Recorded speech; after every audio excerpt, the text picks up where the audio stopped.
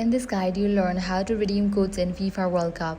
Let's get started. FIFA World Cup Launch Edition on Netflix games does not feature an in-game promo code redemption system. Unlike traditional mobile sports games like EA Sports FC Mobile, this cloud-streamed arcade title has all of its content built directly into the game progression.